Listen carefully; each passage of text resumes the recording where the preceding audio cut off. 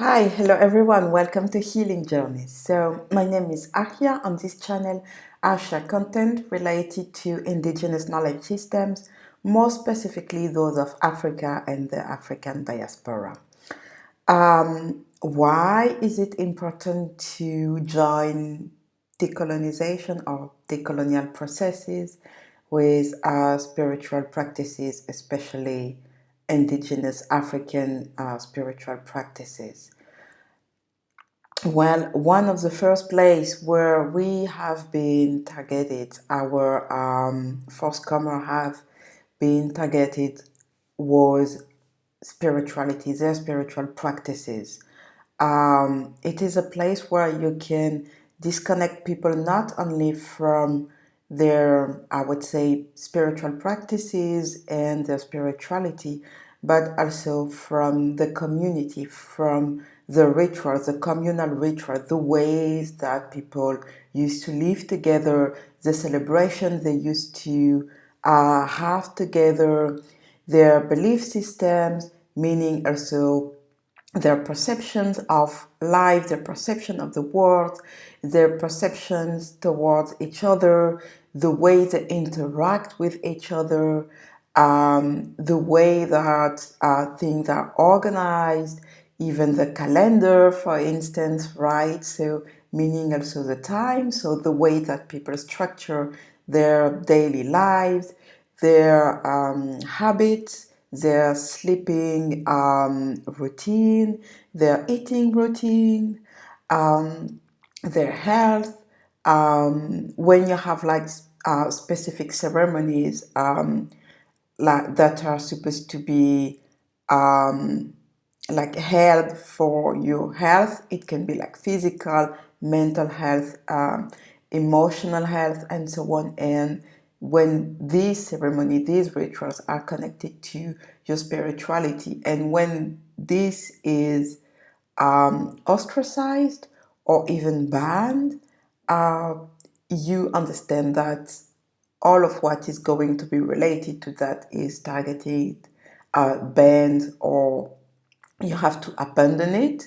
So all these part of your life, of your beings, are somewhat ostracized. They don't have space anymore. You don't have space anymore to practice your health rituals, your health ceremonies, to practice your ceremonies and rituals, to be together. So, like to build community, to live together, which means no space to resolve conflicts, no space to express yourself, to maybe clarify your positions, no space for those who maybe don't have anyone to communicate with, to find partners to communicate with, right? Simple. No space to celebrate together, no space to encourage each other, and so on. Well, the list is quite long, and I could go like for a long time with it. The idea with that is just to highlight how targeting people's spiritual practices have impacted the way they live, the way they see the world, the way they see, they perceive, and they understand themselves first. When your sense of self is distorted, changed, or when even worse, you are prevented from acknowledging, seeing yourself the way you have been taught to, the way your people have been doing it for centuries, millennia, when all of that is abruptly stopped, and when it's not just stopped because of laws, but when you know that doing it can lead you to be killed, or even lead the people that you love to be killed, well, you have like a distortion, right? And you not only that you are not who you were to be, but you also are not allowed to be this person. You can no longer be this person. So we can easily imagine all the challenges and the trauma, like the unresolved and unprocessed emotion that come with it, and all of that is going to be stored within us and is going to be transmitted, is going to be taught to the newcomers, the new generations. What we called educational practices are actually, many of them covered traumatic practices, traumatic, I would say, ways of coping, ways of surviving. So the decolonial process is not only an intellectual process. Of course, it is like very important, and it it requires also like to address the spiritual aspect of that, the spiritual theme, if you prefer, or to at least question what was prevented, what has been impacted in terms of spirituality. And spirituality is not only what you do with your spirit, it's also how you live, how you allow your spirit to be alive within yourself, within your life, how much you allow your spiritual beliefs to be expressed verbally, the way you dress, the way you eat, the way you move, the way you dance, the way you sing, the way you interact with other people. How much space do we have to express those beliefs, other belief systems, right? Especially without being ostracized again, even especially nowadays, without being like labeled as weird, I don't know, difficult to understand, or crazy, or I mean, you can name it, right? So those are questions that we can ask ourselves, that I would say we are invited to ask ourselves, and they require space to, like, we need space to question this.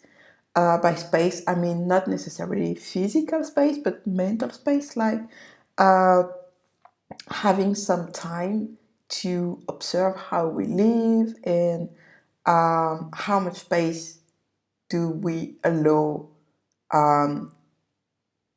other belief system to exist, or at least to have a space to emerge in our lives.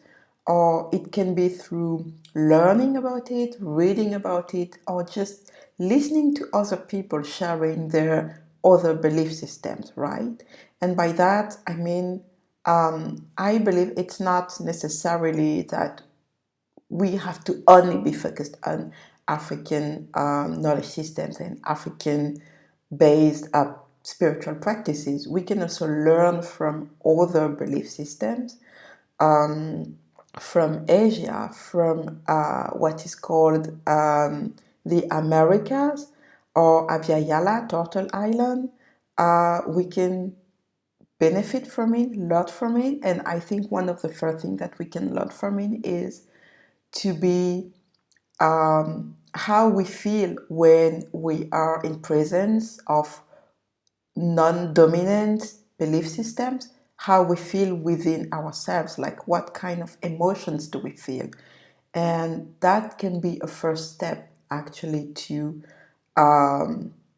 start to be more comfortable with this idea of embracing, aligning with other belief systems, or getting to know more about African knowledge systems. A place where we hold a lot of tension, a lot of, I would say, boundaries towards other knowledge, especially knowledge that are not dominant, is our body, our physical body. is like our nervous system. Everything is organized within ourselves physically to protect us, to prevent us from dying, basically. So everything that is going to look like a threat, a danger, our nervous system, our physical system, our body is going to first treat it, receive it as a threat. So we're going to have a certain tension, right? And a certain kind of resistance within our muscle and our whole body, even the word that we can hear and so on. So these are the first places that we want to pay attention to just observe how we react, how we perceive belief systems that are not dominant, what is happening within us when we hear people speaking of belief systems, or even a system of knowledge, or even pieces of information that we are not familiar with, right? How do we feel? Like, do we have this tendency to react instead of listening and trying to understand, or at least trying to learn, at least trying to grasp some words or expressions that we may not be familiar with, to maybe later on reflect on that, research and learn more about that? How do we react to that? Do we let our defensiveness, protective mechanism like start right away? Or do we give space to listen and be in presence of knowledge, belief system that we are not familiar with? These are, I would say, easy to grasp practices for decolonial thinking processes, decolonial practices, and also practices that we can take with us wherever we go, and that we can practice, we can learn as much as we want. We don't need any material to do that. We just need to stay present and observe how we feel when we are in presence of knowledge, belief systems, or even it can be ways of expressing that we are not familiar with, or that are labeled as non-articulated or non-civilized, I wanted to say, or all those things that we are supposed not to do in public. How do we react when people like tend to present these kind of behaviors, right? When maybe someone is speaking louder than the other, or is more joyful, or how do we react when we see someone dancing in the street and they may not have any music with them, and so on? All of that. What story do we tell ourselves? Are we still very, how can I say, attached to like the dominant belief system, the dominant ways of behaving? Like, we are supposed to behave, we are supposed to walk, we are supposed to stand in public, we're not supposed to be loud, we're not supposed to dance there, we're not supposed to, I don't know, to sit that way, and so on. These are questions we can ask ourselves to like start the process, and also to go deeper, I would say, on our journeys. So these are a few questions I wanted to share with you, and I wish you well. Let's take care of ourselves and of each other. See you soon.